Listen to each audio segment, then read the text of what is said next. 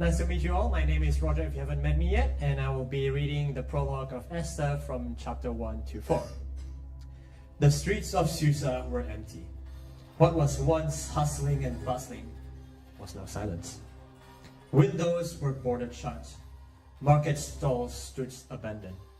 Not long ago, these same streets were overflowing with people. Music echoed through the city. Merchants left their stalls to watch, and children sat on their father's shoulders for a better view of the newly crowned young Esther, which is over here. For a moment, it seemed like a story with perfect ending. Yet Esther lived with a secret. Do not tell anyone that you are Jewish, her cousin Mordecai had warned. So Esther smiled at banquets and walked through the palace halls quietly while hiding who she truly was. And now, the music is gone. Mordecai sat hunched near the city gate, his cloak more like a potato sack than clothing, hunched over by the weight of an entire nation on his shoulders. A poster was pinned to a wall, splashed with the royal seal of the king and words that sent fear through every Jewish family. Destroy all Jews. Just beyond the city gates, a figure stood beneath the stone archway of the fortress entrance, Haman. His robes were rich, displaying his promotion above every other official in the empire. His posture was proud, while the city mourned. He was overjoyed by its suffering. The decree hanging on the walls was his doing. Mordecai remained standing, and Haman hated him for it. But hatred rarely stays small. It spreads and poisons. His anger twisted into something darker. A hatred not just for Mordecai, but for every Jew in the empire. Haman turned to the king's signet ring slowly around his finger, the gold catching the light from the palace torches. The ring was more than jewelry. It was proof. Proof that the king listened to him. Just as advisors had once convinced the king to remove Queen Vashti, Haman had whispered his own counsel into the king's ear, and the king had listened again. Go to the king, plead for your people, had been Mordecai's message to Esther. But 30 days, a whole month, the king had not called Esther. Approaching the king would be, without being invited, could be executed immediately, unless the king extended his golden scepter. Even the queen lived under the law. A frightened queen walks toward a throne. An enemy waits in the palace. A nation waits for rescue. Thank you. On the third day of the fast, Esther put on her royal robes and entered the inner court of the palace, just across from the king's hall. The king was sitting on his royal throne, facing the entrance. When he saw Queen Esther standing there in the inner court, he welcomed her and held out the gold scepter to her. So Esther approached and touched the end of the scepter. And the king asked her, "What do you want, Queen Esther? What is your request?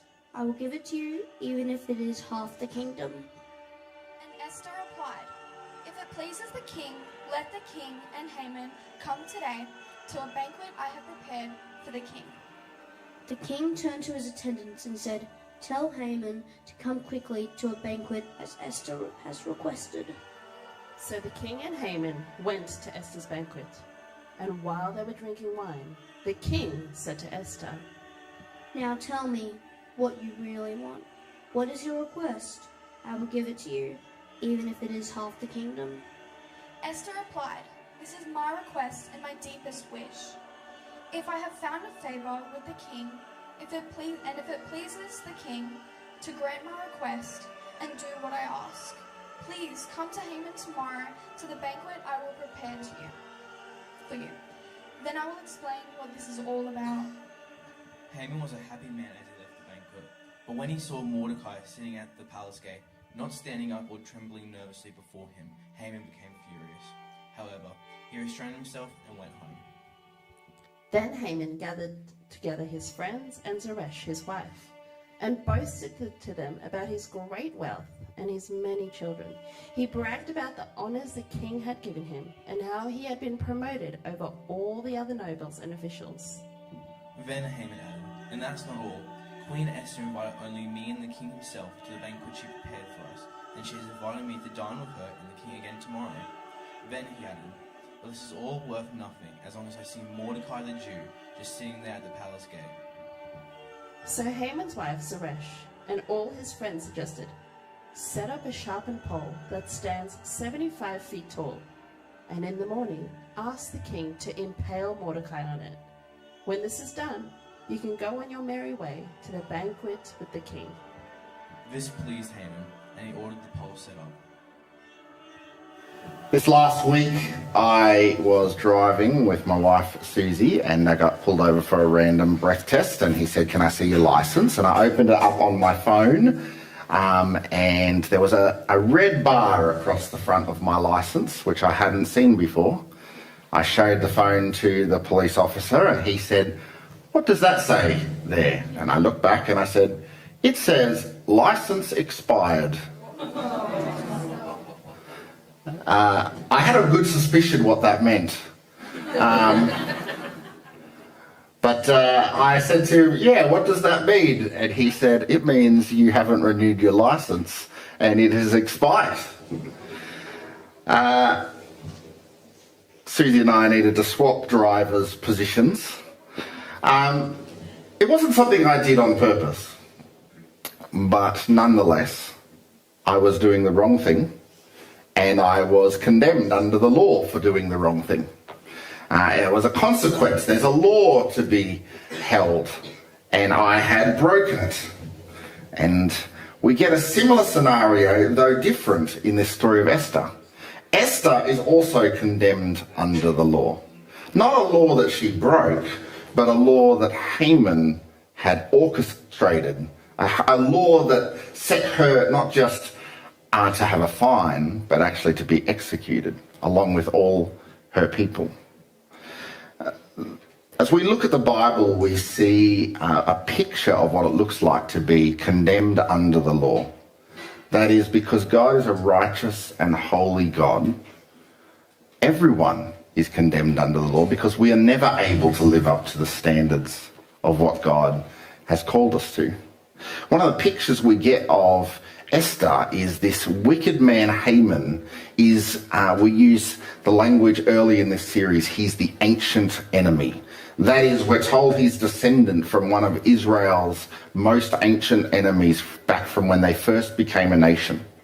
And there's a picture the author of Esther is giving us into Haman is not just a bad guy, he is the ancient enemy within. And there's something similar we come to this book, to not just see Haman as a distant character, but actually we all have an ancient enemy within as we wrestle with sin ourselves. And what we get in the picture of Esther, we are powerless to do anything about it.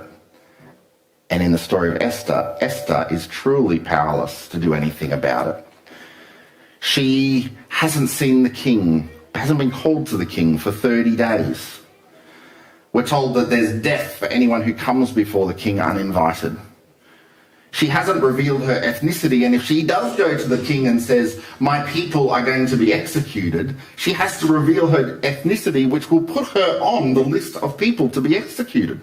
So the very act of standing up for her people could be the very act that brings about the end of her life.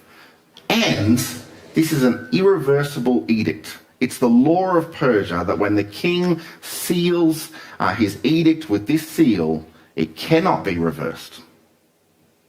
And the enemy within is a formidable foe.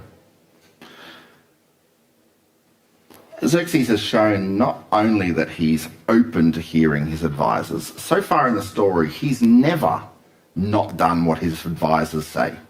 And the person who is closest to him violently not only hates Esther's people, but hates Esther's stepfather, the person, her cousin, who has raised her since a small child. And that hatred is all-consuming for Haman. He has the king's ear. He has the king's signet ring. He's mastered the skill of getting the kings to do what he suggests. Esther is powerless against this.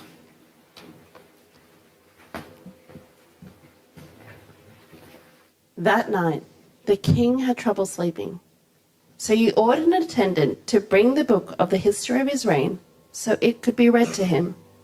In those records, he discovered an account of how Mordecai had exposed the plot of Bigthana and Teresh, two of the eunuchs who guarded the door at the king's private quarters.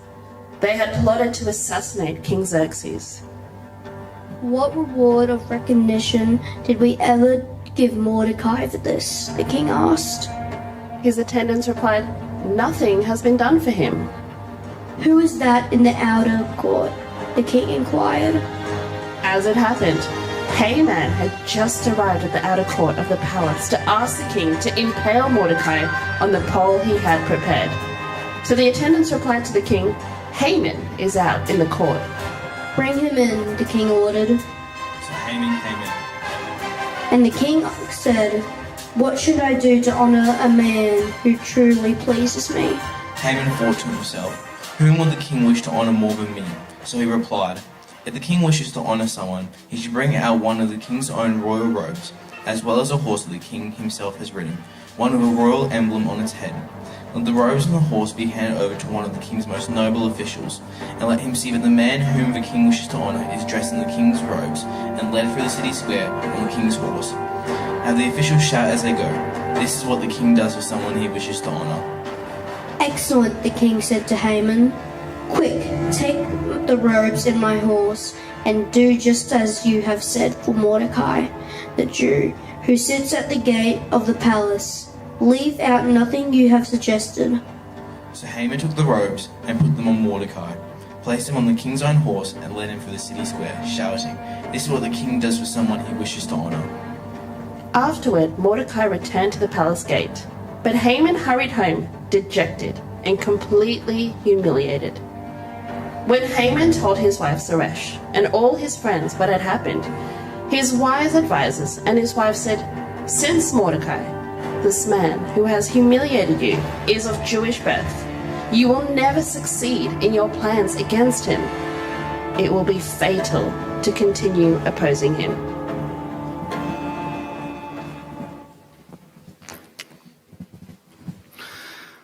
I'm very blessed that I had a compassionate police officer that day, or maybe I just batted my eyelids the right way. But he very kindly said, if you switch drivers and you go to the Service New South Wales Centre just around the corner and renew your licence, we will leave this as a warning today. Now, I don't know how you feel about that. I know someone who is currently has their licence suspended for 3 months and doesn't particularly like the story of me not getting the consequences of what I deserve for my crime. We might enjoy the idea of a story of compassion. And yet at the same time, we recognise there is a place where a police officer shouldn't have certain compassion. We can imagine a scenario where a friend of a police officer does the wrong thing, maybe driving without a licence, something like that, or even worse, driving under the influence of something, and someone is killed. We would want that moment that a police officer doesn't turn a blind eye, that justice takes its proper course. Because no matter how kind a police officer might feel, someone's life can't be returned to us. That at the end of the day, we want justice to be served in the right way. And so the police officer, even in that moment, will be powerless to make that decision. It needs to be a much higher decision. This story of powerlessness is very key in the story of Esther because it takes an incredible turn. In fact, the whole book takes a turn with that sleepless night of Xerxes. Because Esther's best laid plans, Mordecai's best laid plans could not have put in place what happens that night. They couldn't have made Xerxes sleepless. He was sleepless. Something caused him to not be able to sleep. His choice to help him sleep was to read through the history books. I don't know what your experience of history class is. You might resonate with that idea of the history books putting you to sleep. Apologies to the history teachers in the room. But Xerxes used this to put himself to sleep. And instead of falling asleep, he heard this story of a man who never got a reward. Mordecai, Esther's own stepfather. He never got a reward for what he had done. And not only that, not only did these things happen, but it just so happens Haman has just shown up early in the morning, first thing, to come and talk to Xerxes and plot this plan against Mordecai. The pieces are coming together. The timing couldn't have been tighter. If Xerxes had one good night's sleep, it would have been the end for Mordecai. What we see in this story is God's fingerprints all over what is happening. Now, one of the key components here is that God's people have been fasting. The story doesn't actually tell us that they've been praying. It says go and fast, but often those two were tied together. It's expected that that is most likely what is happening. God's people have been crying out to God for 3 days, we're told, before this has happened. And so we see God has not forgotten his people. God partners with his people through prayer. And outside of Esther's control, outside of Mordecai's control, God's fingerprints are all over this rescue that is taking place. Very, very famously, Archbishop William Templeton said this statement. He said, "When I pray, consequences happen. When I don't, they don't." God invites us. He partners with us through prayer. God has not forgotten his people in the story of Esther, and God has not forgotten you.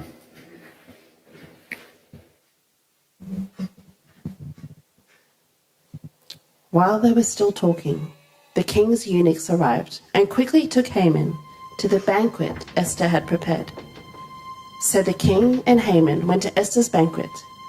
On this second occasion, while they were drinking wine, the king again said to Esther, Tell me what you want, Queen Esther. What is your request? I will give it to you, even if it is half the kingdom. If I have found favor with the king, and if it pleases the king to grant my request, I ask that the life and the lives of my people will be spared. For my people and I have been sold to those who would kill, slaughter, and annihilate us. If we merely have been sold as slaves, I could remain quiet, for that would be too trivial a matter to warrant disturbing the king. Who would do such a thing?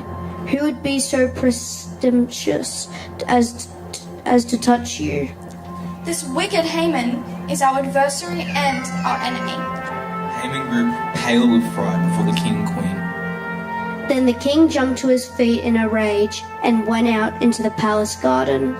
Haman, however, stayed behind to plead for his life with Queen Esther, for he knew that the king intended to kill him. In despair, he fell on the couch where Queen Esther was reclining, just as the king was returning from the palace garden. The king exclaimed, Will he even assault the queen right here in the palace before my very eyes? And as soon as the king spoke, his attendants covered Haman's face, signaling his doom. Then Harbona, one of the king's eunuchs, said, Haman has set up a sharpened pole that stands 75 feet tall in his own courtyard. He intended to use it to impale Mordecai, the man who saved the king from assassination. Then impale Haman on it, the king ordered.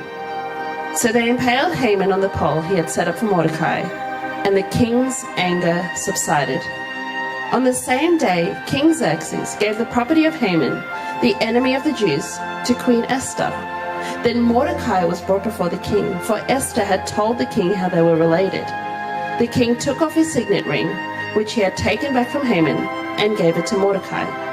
And Esther appointed Mordecai to be in charge of Haman's property.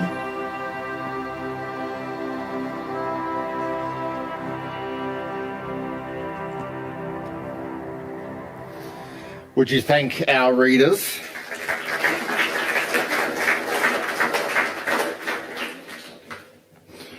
Good job, guys.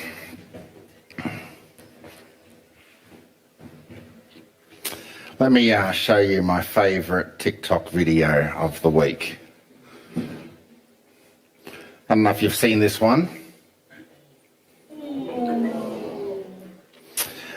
The comments, of course, say things like, the Cybertruck explains it all. Or, does he do this to himself because he has a Cybertruck? Or does he have a Cybertruck because he does this to himself? How many times do you want to watch it? Yeah. One person says, I don't get it. What was he trying to do? To which the reply was, you don't get it, but he did. There's a sense where we like seeing an idiot get what they deserve, don't we? I don't know, maybe you don't. Maybe that's not a fun video for you. But there is a sense where we love seeing an idiot get what they deserve. I remember, well, that is, of course, unless we are the ones who have a foolish moment. I remember years ago I was spray painting something and the nozzle wasn't working and I couldn't figure it out, and I just had this moment where I looked down the nozzle and it was just this moment. I don't know what I was thinking, but of course I pressed the button right into my face. Now, I think I was fortunate that as the button went down, my brain kind of connected with what was happening. It didn't hit my face, but it was very close, and my friend laughed very hard. And I was quite angry at him. I was like, I could have been blinded by that. And he goes, yeah, but it was funny. You're an idiot. Now, I still like to think that if I was blinded by it, he wouldn't have found it quite so funny, or at least we would have taken a while, many years, before we laughed about it. There is a sense where we love seeing an idiot get what they deserve, unless the idiot is us, unless it's a moment of momentary foolishness. At least that's what I claim it was. Not fool all the time, but sometimes. Then, of course, we don't love someone getting what they deserve.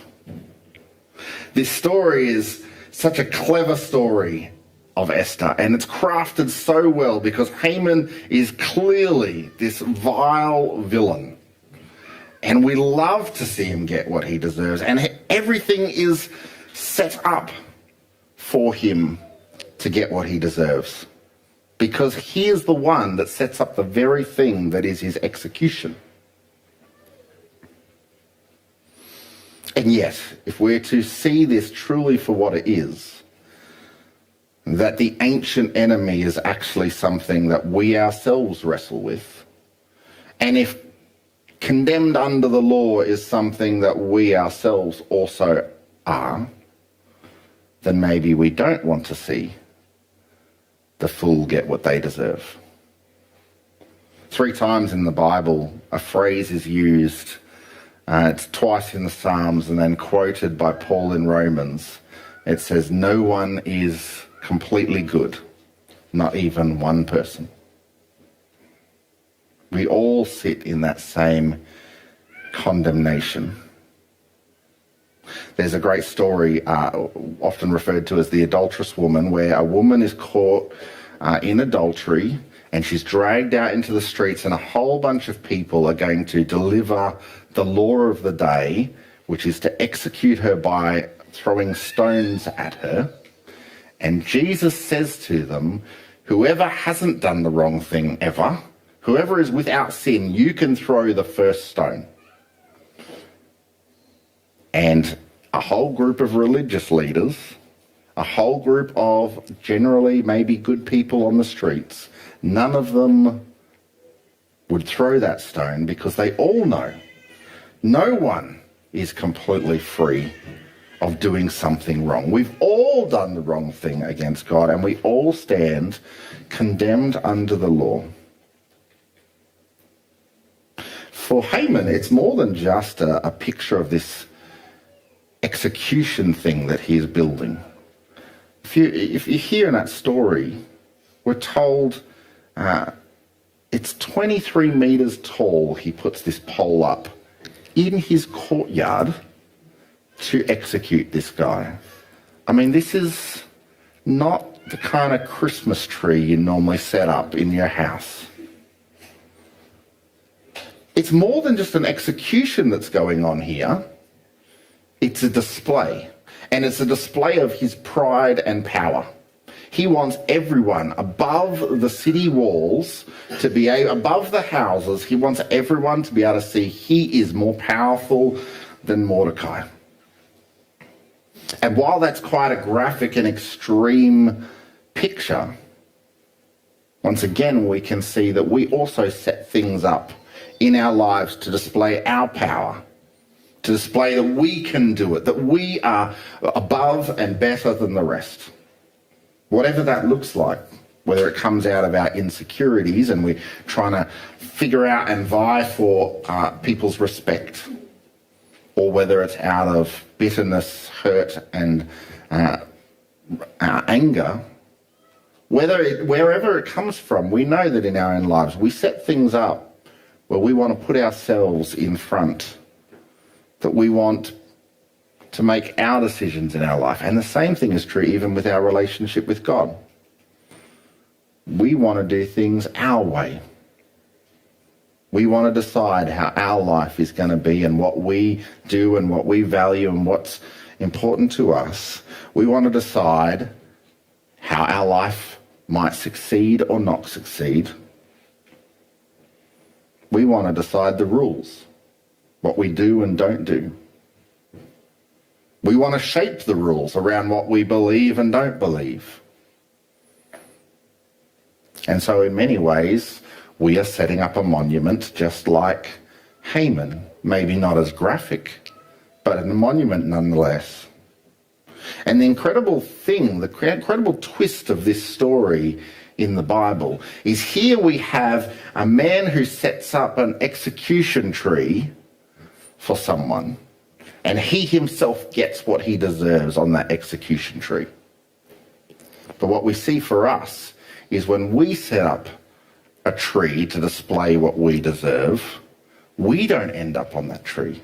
The twist of the Bible is that Jesus himself is the one on the tree. In this story, the guilty man is the one who gets what he deserves. In the good news of Jesus, Jesus takes the place of what we deserve. He is hung on that tree. We built the rebellion against God. Jesus took that rejection and rebellion on himself. We built it. We deserved it. Jesus took it. That is the good news of the gospel. We see the good news in this story is the man who deserves it gets it. And what we see in the whole arc of the Bible is that those who call on Jesus might not get the thing they deserve, but that he might take our place for our rebellion and our rejection of him. We've got one more week of Esther. We will round some of this up. But right now I want to invite you to consider where you stand in that space. Because there is always this invitation from Jesus that we might receive the offer he has given us, that he took our place. And all we need to do is receive that forgiveness from him and be transformed by him. There's also this picture of what happens now and what is still to come.